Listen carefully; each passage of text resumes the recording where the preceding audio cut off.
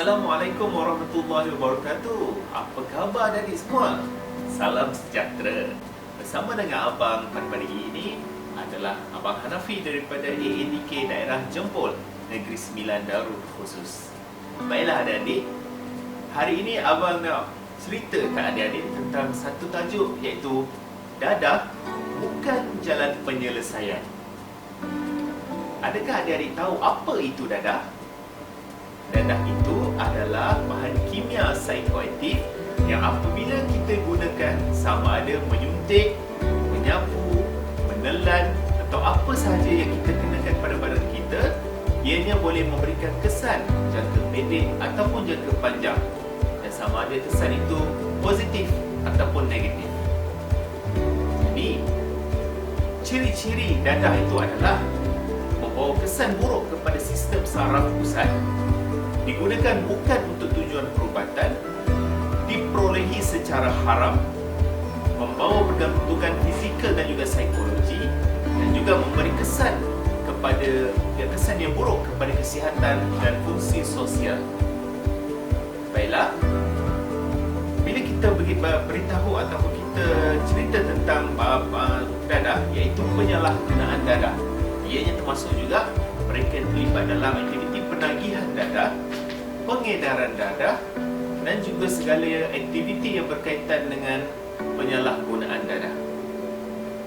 Baiklah, pada slot yang pertama tadi, kita dah mengetahui tentang definisi dadah. Sekarang ni, abang nak tanya pada adik-adik, tahu tak apa beza ubat dan juga dadah? Ya, ubat kita gunakan apabila kita merasa sakit, pening kepala, batuk dan sebagainya. Baiklah, ubat juga digunakan bagi kita fungsi merawat dan juga kita menyembuhkan sebarang penyakit yang kita alami. Dadah pula, dadah ni tidak bersifat demikian. Dadah ni memberikan kesan yang bahaya yang berkekalan kepada fizikal dan juga mental kita. Dan dadah juga apabila kita berhenti penggunaannya, ianya akan mendatangkan kesan, iaitu kita akan rasa giat. Kita rasa macam tak tentu arah. Kita rasa ingin kekal berterusan untuk mengambil dadah. Dan dadah juga meninggalkan kesan penagihan yang diharamkan penggunaannya kepada diri kita. Jadi, kita dah tahu sekarang ini apakah beza antara ubat dan dadah. Sama-samalah kita fikirkan dan kita buatlah keputusan yang terbaik untuk diri kita serta keluarga kita. Kita dah dengar tadi berkaitan dengan definisi dadah, perbezaan ubat dan juga dadah. Dan sekarang ini abang nak terangkan kepada adik-adik apakah ciri-ciri penagihan dadah. Itu yang pertama, kemerosotan kehadiran di sekolah ataupun di tempat kerja. Bila kita terlibat dengan penyalahgunaan dadah, kebanyakannya akan merasa malas untuk bekerja dan pergi ke sekolah. Dan seterusnya, kemerosotan rupa paras dan kebersihan diri. Biasanya orang yang terlibat dengan penagihan dadah, mereka tidak boleh menguruskan diri sendiri dalam keadaan yang compang-camping, busuk, dan kadang-kadang mereka tidak menjaga mereka punya penampilan diri. Dan seterusnya, selalu mengunjungi tempat-tempat terpencil.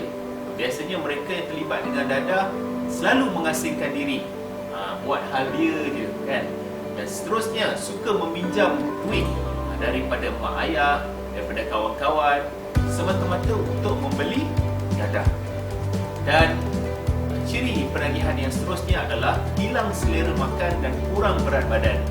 Biasanya mereka terlibat dengan dadah, badan mereka kurus, mata berkaca merah, berhingus, dan kita lihat mereka tidak terurus dengan penampilan dan juga perwatakan diri mereka.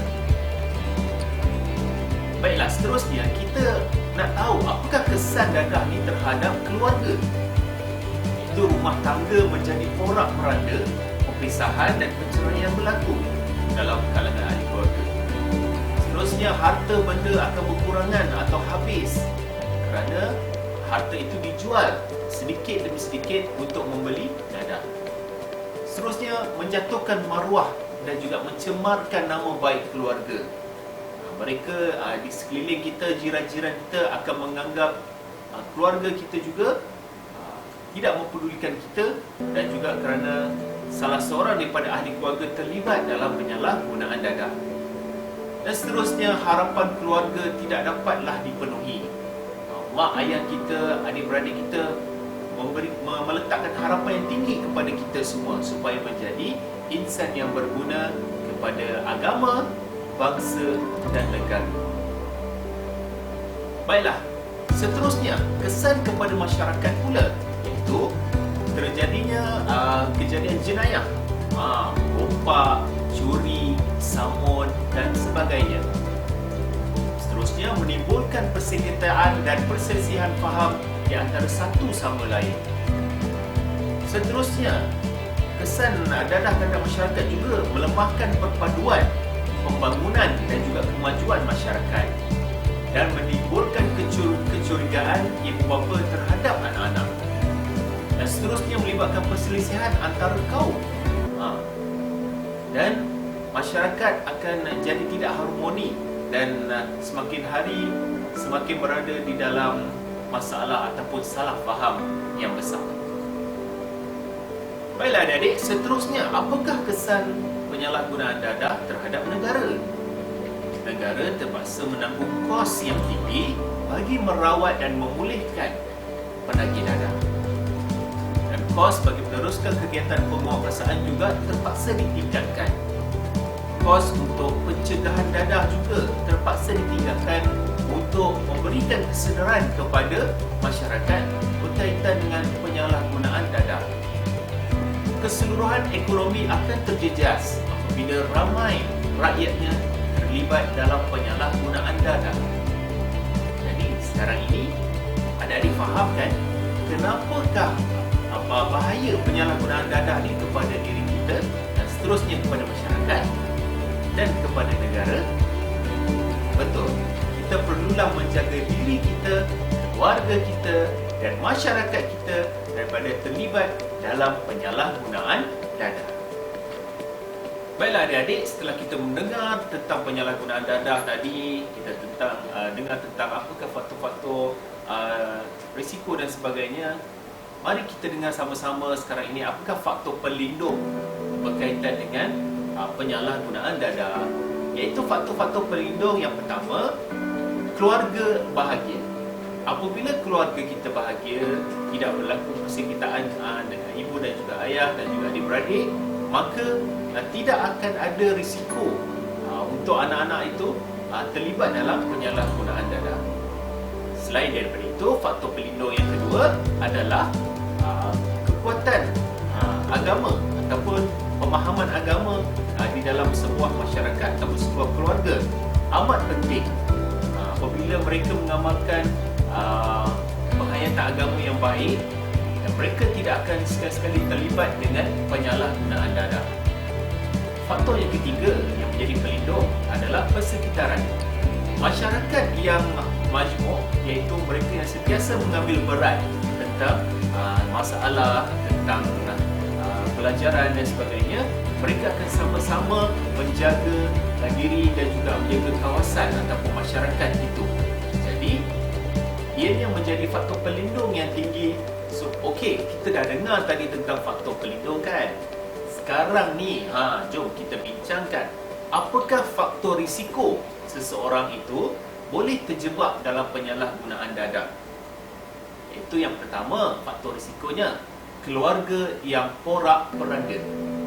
Apabila sebuah keluarga itu porak-poranda ataupun sering berlakunya pergaduhan ataupun pertelikahan, maka seseorang yang di dalam keluarga itu boleh terjebak dalam penyalahgunaan dadah akibat daripada kesan stres ataupun kesan kemurungan yang melampau.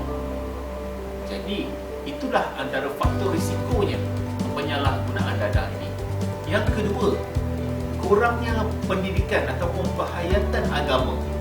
Apabila anak-anak tidak didedahkan dengan penghayatan agama dan pendidikan agama, maka keluarga itu berada dalam masalah yang besar. Dan apabila jiwa dan hati tidak tenang, maka seseorang itu mudah terlibat dalam penyalahgunaan dadah dan juga kerana faktor pengaruh rakan sebaya. Baiklah adik-adik, setelah kita mendengar tentang definisi dadah, faktor pelindung, faktor risiko, dapatlah kita simpulkan di sini bahawa dadah bukanlah jalan penyelesaian terhadap masalah, terhadap isu ataupun apabila kita berada dalam stres ataupun kemurungan. Apa yang kita perlu buat adalah libatkan diri kita dalam aktiviti yang berfaedah. Misalnya, beriadah, bersenam dan juga kita bermasyarakat dengan kawasan sekeliling kita supaya kita berada di dalam kelompok yang positif, supaya kita dapat elakkan diri kita dan juga masyarakat daripada terjebak dalam masalah penyalahgunaan dadah. Sayangilah diri kita dan juga keluarga serta masyarakat kita.